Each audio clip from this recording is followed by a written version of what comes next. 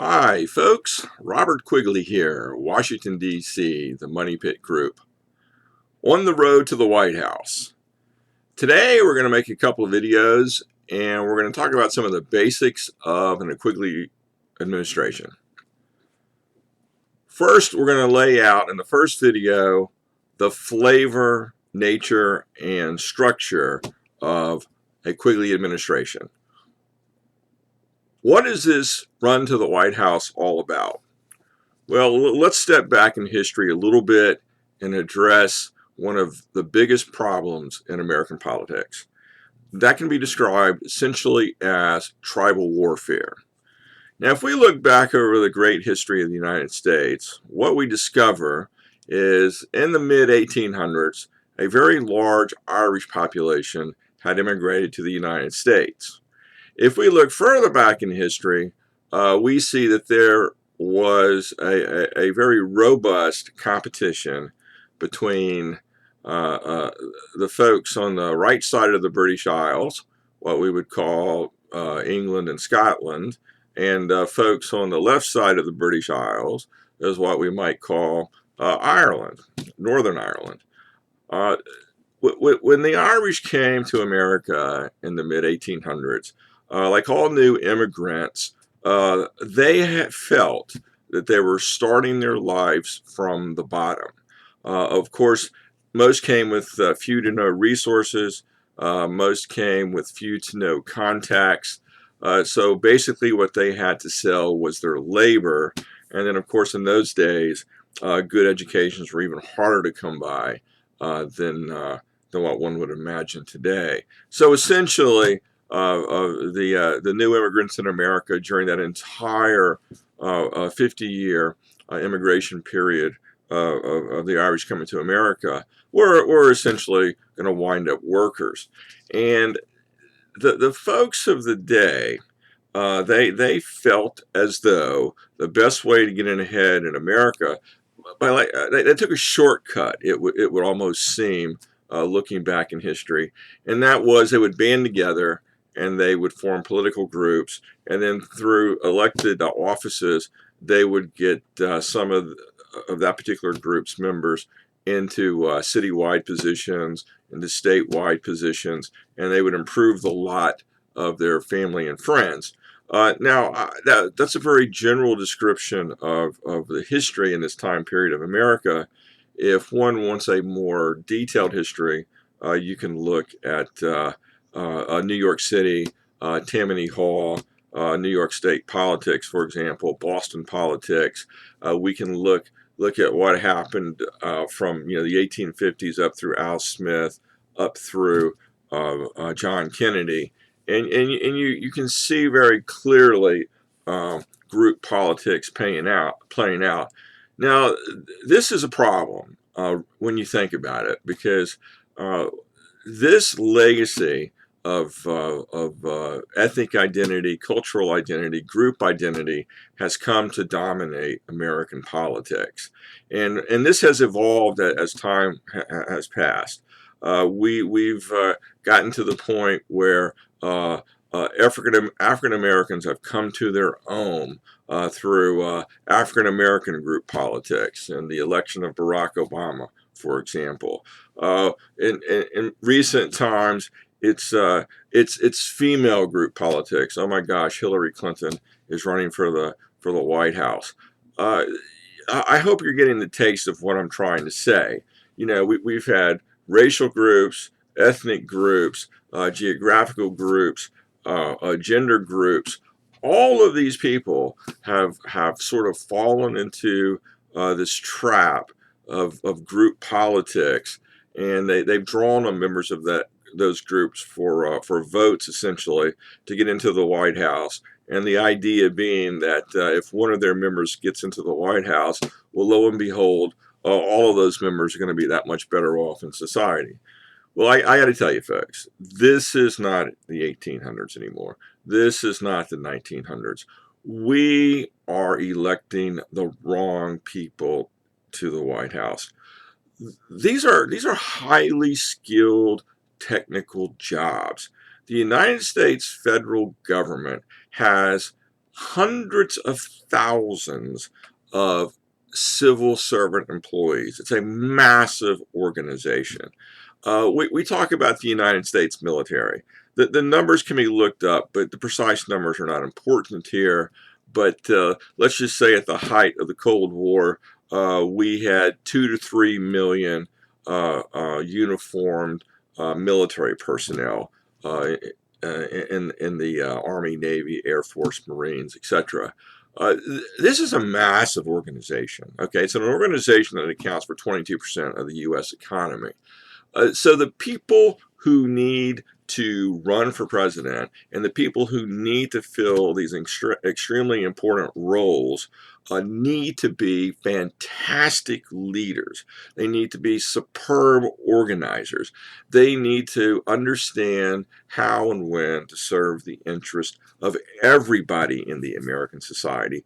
The whole idea of patronage, the whole idea of providing jobs to the people in your particular group or who helped you to get to the White House, this makes no sense. It has created a mediocre government.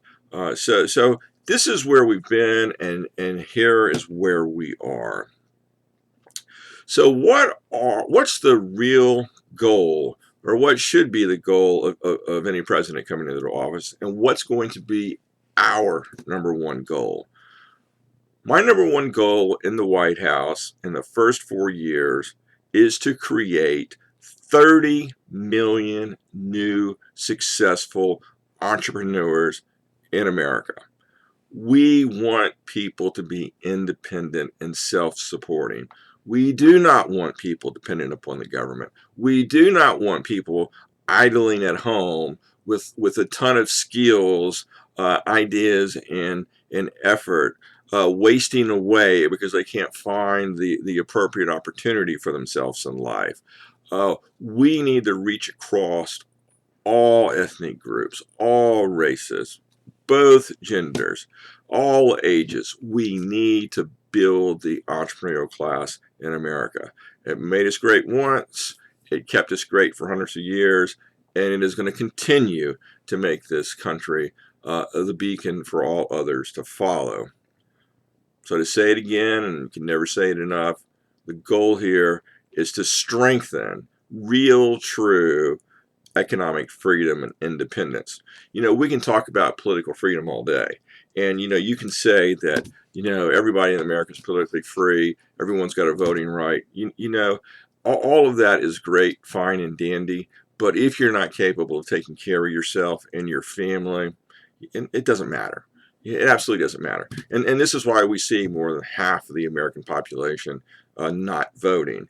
And they're not voting because they don't see the government doing anything for them. And in fact, if you do surveys and stand on the street corner or talk to your neighbors, you'll discover that they think that voting is just a waste of time, and the government's more likely to hurt them than to help them. And that's where we are.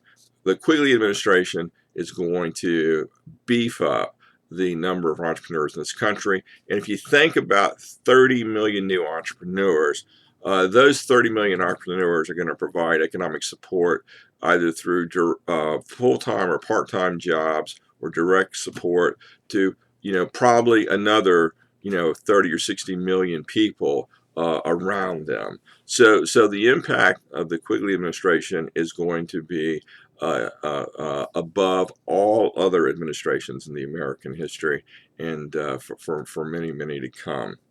So let's go a little bit deeper into this group politics, fringe politics. Oh my gosh! If you step back and you think about what we've been doing since the mid 1800s with group politics, one, it's a cheap way to get to the White House. It allows mediocre candidates to gain power. It also encourages people who feel like they're not in the group of the day to feel like they've lost something, and that they should go out and cause all kinds of catastrophe in society to get what is rightfully theirs. So the whole world of fringe politics. I mean, whether you're talking about the KKK, Black Lives Matter, Antifa, this fringe group, that fringe group, none of that matters, guys. because we are all here.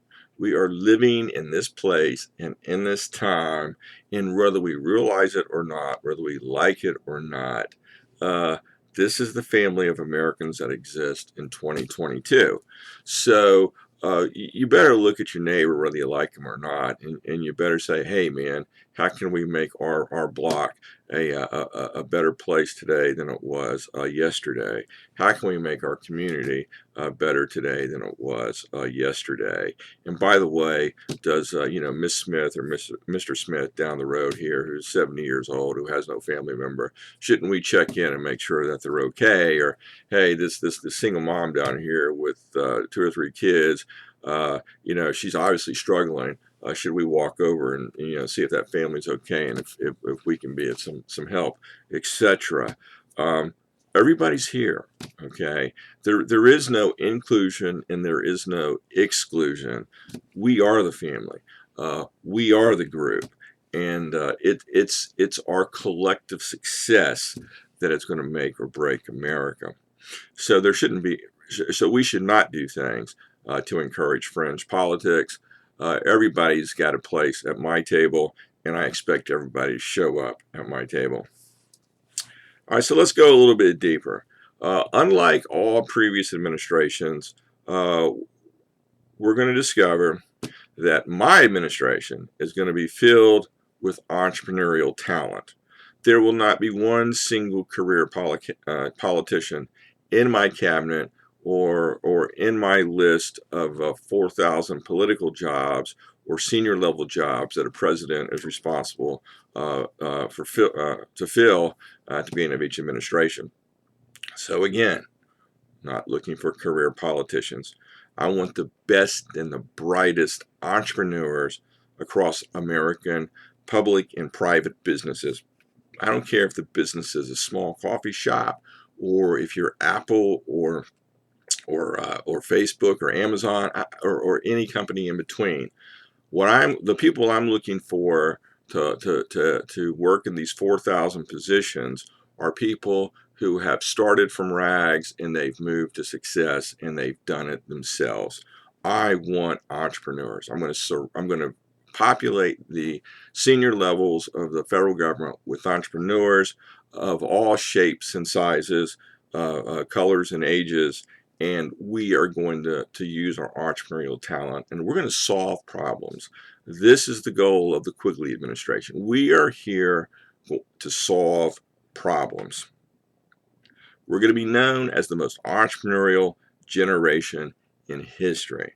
Let me give you an example. There's going to come a day when I've got to send an ambassador to every country on the planet. There's going to be a group of ambassadors at large.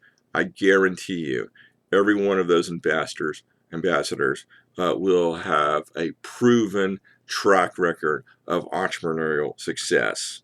Now, just to put a little footnote in here, in the world of entrepreneurialism, we succeed, we fail, we keep on going, we succeed, we fail, and we succeed again.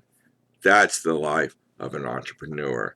We're not talking about Hollywood's version of entrepreneurialism. We're talking about down in the trenches, roll up your sleeves, nitty gritty, let's make it in the entrepreneurial world.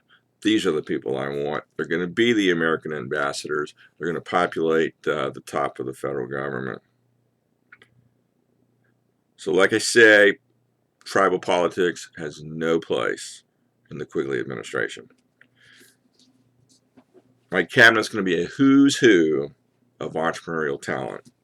Just to break it down again in slightly more detail, any president that starts his term in office has got 4,000 jobs to fill, more or less. What's happened, whether you were in the Republican Party or the Democratic Party, there's been a reward patronage system that has been played out over the decades. That's where you turned for the group of folks who are going to fill those 4,000 jobs.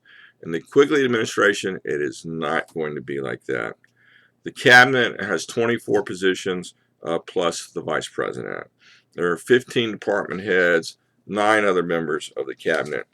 And we're going to start today. Anybody who is interested If you feel like and can prove beyond a shadow of a doubt that you are a successful entrepreneur, then I would encourage you to send me your resume and to and let us know which job you would like to fulfill within that group of 4,000 jobs. And as we get closer to the White House, we will be going through the resumes and we will be contacting these people and inviting them in for an interview. If you fit the bill, we will bring you on board, and when the day comes, we will steer the American cruise liner in the appropriate direction that's going to bring prosperity and success to us all. I'm easy to find on the internet. If you search, you can find my email address. You can find my telephone numbers. Uh, Let me know if you're interested, and we will start the whole process. I've got 4,000 positions to fill.